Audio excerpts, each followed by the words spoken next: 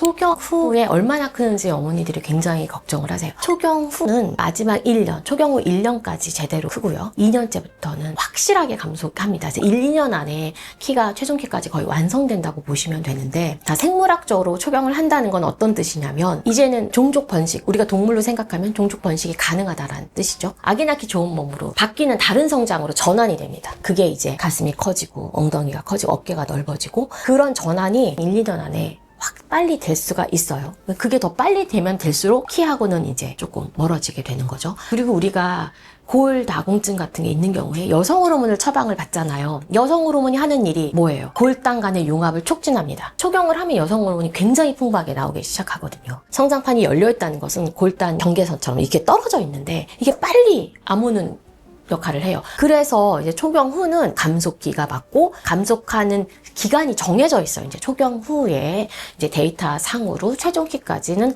5, 6cm를 봅니다.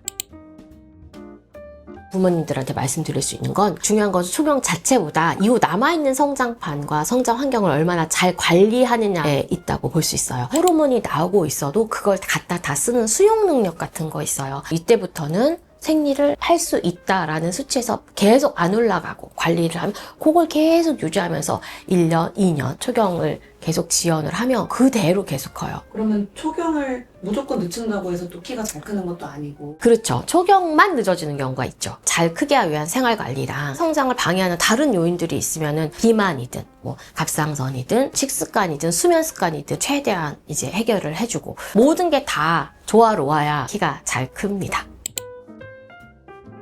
아이가 키가 작은데 생리가 터져서 네. 너무 걱정하시는 부모님들 계시는데, 맞아요. 그런 부모님들께 한마디. 그러면 어떤 거를 선택해야 될지 굉장히 걱정을 하세요. 초경 후인데 빨리 키워야 되니까 성장주사를 빨리 맞아야 되나, 지금이라도 지연주사를 맞아야 되나, 한약만 먹으면 되는가, 여러 가지 막 아주 고민이 많은데, 검사를 해서 성장 호르몬이 좀 부족해요. 또 완전히 모자라는 건 아닌데 조금만 도와주면 좋겠다라는 판단이 쓰면은 성장주사를 병행하면서 생리가 빨리 자리 잡지 않고 호르몬이 더 빨라지지 않는 한방을 약을 성장약과 함께 씁니다. 그런 케이스는 성장 주사를 맞으면서도 성장판을 오래 지키고 성장을 극대화시킬 수 있는데, 성장 호르몬이 엄청 많이 나오는 아이는 사실 성장 호르몬이 부족해서 덜 크는 건 아니거든요. 갖다 쓰는 힘이 조금 약할 수 있죠. 그건 개인 성장력에 해당이 되기 때문에 그런 걸 서포트하는, 요게 잘 이제 성장판에서 버무려져서 키로 만들어질 수 있는 그런 이제 개념의 이제 한약을 쓰게 돼요.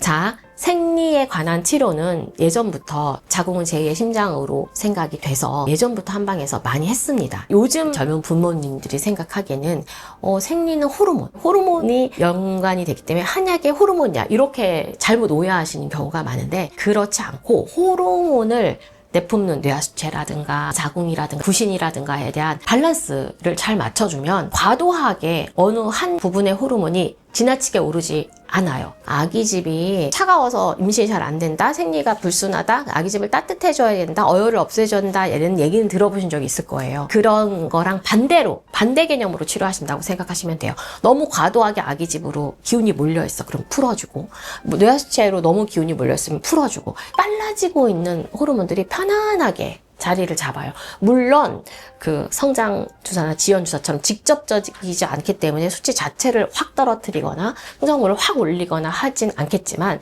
밸런스를 잘 맞춰줘서 내가 스스로 조절할 수 있는 힘을 서포트를 해주면 다 키로 가고 호르몬을 천천히 가는 지연 효과가 있고 하는 치료예요. 그래서 성주수장한 이름과 성장과 연결되는 이 워딩이 새로 생긴 거지만, 옛날부터 생리를 빨리 하는 아이들, 많이 하는 아이들, 늦게 하는 아이들, 자주 하는 아이들, 한방치료는 예전부터 오랫동안 치료의 한 영역이었다는 사실을 기억을 하시고요.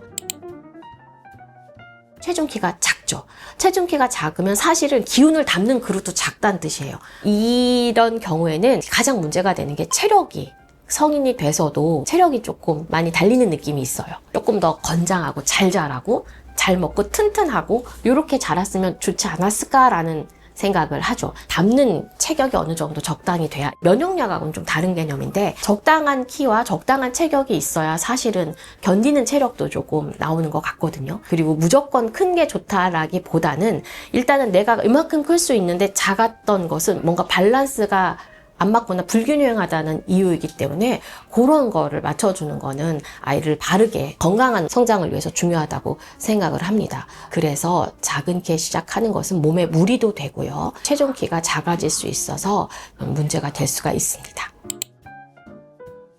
다 일반적이진 않아요. 이 친구는 굉장히 치료 효과가 좋은 친구였고요. 초등학교 4학년 때 초경 직후에 내원을 했어요. 했을 때 키가 140 초반이었어요. 최종 키가 예상상으로 150이 안 될 수도 있는 상황이었기 때문에 굉장히 걱정을 했죠. 지금 이 친구가 167이 됐거든요. 지금은 중학교 2학년이고 유전적 예측 키보다 오히려 더 성장을 한 케이스예요.